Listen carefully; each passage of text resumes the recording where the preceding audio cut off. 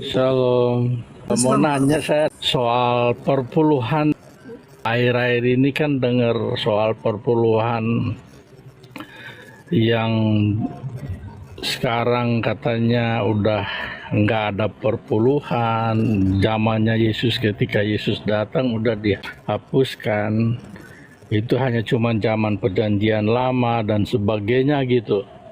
Jadi saya ini kan bukan berarti saya sok-sokan saya gimana ya. Cuman saya memang dari dulu semenjak kami diajarkan untuk memberikan perpuluhan. Jadi saya selalu memberikan dari zaman orang tua saya. Sekarang gini, apakah bait Allah Ya, masih ada? udah nggak ada. Oke. Keimamatan Lewi ada? Keimamatan Lewi udah nggak ada. Siapa imam besar kita?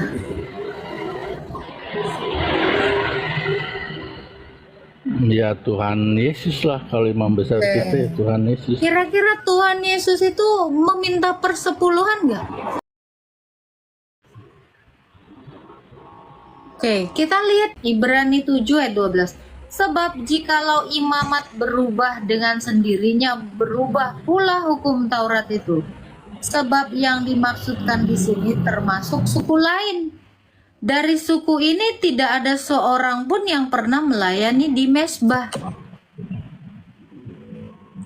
Sebab sudah jelas bahwa Tuhan kita berasal dari suku Yehuda, dan mengenai suku itu Musa tidak pernah mengatakan apapun tentang imam-imam. Hal itu pun jauh lebih nyata lagi jikalau ditetapkan seorang imam lain seperti Melkisedek yang menjadi imam bukan berdasarkan peraturan-peraturan manusiawi, tetapi berdasarkan kuasa hidup, tidak dapat binasa. Sebab tentang dia diberi kesaksian, engkaulah imam untuk selama-lamanya. Yesus itu imam kita. Dikatakan kalau keimamatannya berubah, peraturannya berubah. Perlukah kita memberi lagi kepada imam orang Lewi? Musa itu orang Lewi.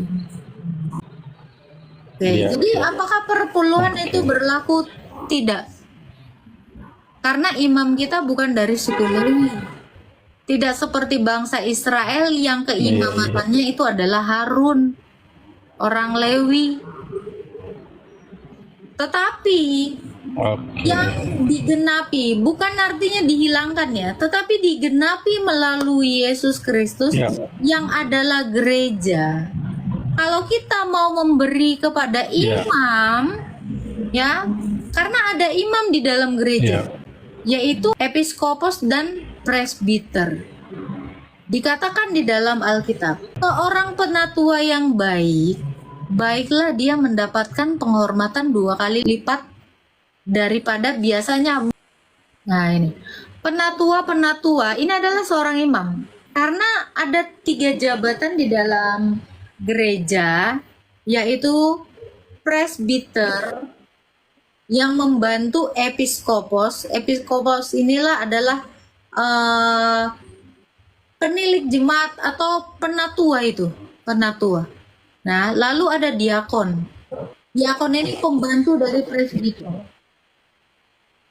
Oke, dikatakan penatua-penatua yang baik, pimpinannya patut dihormati 2 kali lipat, terutama mereka yang dengan jerih payah berkhotbah dan mengajar. Ini harus dihormati 2 kali lipat. Bahkan diberikan apa? Penghidupan kepada mereka. Galatia 6 ayat 6. Nah, jikalau kamu mendapatkan pengajaran dari pengajar, kamu itu berhak memberi mereka itu bagiannya, penghidupan atas mereka. Tapi ingat ya, yang baik tadi itu untuk penatuanya ya. Kalau penatuanya di gerejamu jahat, nggak usah. Dan baiklah dia, kamu nih Pak, kamu Pak Min. Baiklah dia yang menerima, kalian semua yang menerima pengajaran, ya, dalam firman, membagi segala sesuatu yang ada padanya dengan orang yang memberikan pengajaran itu. Ini Jadi kalau kamu mau memberi kepada gereja, itu kamu beri kepada penatua yang baik gitu. Jadi kalau ada aturan di dalam gerejamu, kamu dimintai biaya untuk pembangunan gereja, ya kamu kasih. Tetapi penatua ini lain. Itu kamu terdiri memberikan kepadanya. Tapi penatua yang baik ya, imam yang baik itu maksudnya. Tapi bukan namanya perpuluhan, tetapi berikanlah sesuai dengan kerelaan hatimu. Galatia 6 ayat 6 tadi dikatakan, kalau kamu mendapatkan pengajaran dari seseorang, kamu itu harus membagi sesuatu kepada si pengajar tadi. Itu tapi penatuanya, ingat ya, penatuanya, dengar Pak, tadi dikatakan itu penatuanya yang dia memang hidup dari hasil berkhotbah itu. Itu tadi jelas sekali itu. Coba bacain lagi Pastor. Penatua-penatua yang baik, pimpinannya patut dihormati 2 kali lipat, terutama mereka dengan jerih payah berkhotbah dan mengajar. Oke, ulang ya, Tak ya. Dari ayat 8. Bukankah kitab suci berkata, janganlah engkau memberangus mulut lembu yang sedang mengirik, dan lagi seorang pekerja patut mendapat upahnya. Janganlah engkau menerima tuduhan atas seorang penatua, kecuali kalau didukung 2 atau 3 orang saksi. Yang tadi itu kan, jangan kamu memberangus lembu yang sedang bekerja. Kalau lembu bekerja, jangan kamu biarkan dia itu hanya bekerja saja. Kamu juga harus memberi makan kepadanya. Kalau kamu itu melihat pekerja, ya kamu jangan diem aja. Maksudnya. Ulang lagi tadi ayatnya. Bukankah kitab suci berkata, janganlah engkau memberangus mulut lembu yang sedang mengirik, dan lagi seorang pekerja patut mendapat upahnya. Harus dapat upah. Jadi kalau ada yang bekerja memberitakan firman Tuhan, ya kamu harus membagi kepadanya. Jangan kamu memberangus. Artinya apa?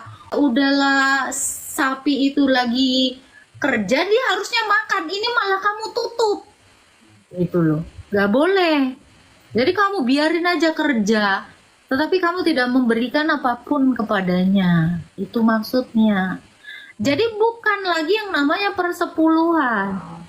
Ini ya makanya saya bilang orang kalau ke gereja ya, orang-orang yang di gereja itu mungkin kamu bilang ya, khotbahnya nggak hidup, nggak ini. Mereka itu juga mempersiapkan, mereka itu mau khotbah loh di gereja. Hargai, gitu loh. Karena banyak yang saya lihat itu ya, saya nggak ngerasa hidup, iman saya nggak bertumbuh di gereja ini. Pendetanya bikin ngantuk. Pendetanya nggak lucu, nggak sekocak pendeta saya yang di situ. Itu kamu sedang memberangus lembu yang sedang bekerja. Itu maksudnya. Jadi kalau kamu menerima pengajaran dari orang-orang yang mengajar kamu di gereja, hargai. Dia harus menerima upahnya. Jadi per sebulan itu tidak ada lagi. Tapi seperti itulah, imam itu harus dihargai 2 kali lipat. Bukan 1 kali. Jadi bukan 1/10, 20 kali malahan. Tapi dengan catatan yang baik. Kalau yang brengsek nggak usah. Apalagi yang cabut. Jadi bawahnya itu ada lagi tuh katanya kan. Jangan kamu memfitnah gitu kan. Kalau tidak ada 2 atau 3 orang saksi. Nah itu, ada mungkin di dalam gereja yang kasus gosip-gosipan gitu tuh tidak boleh.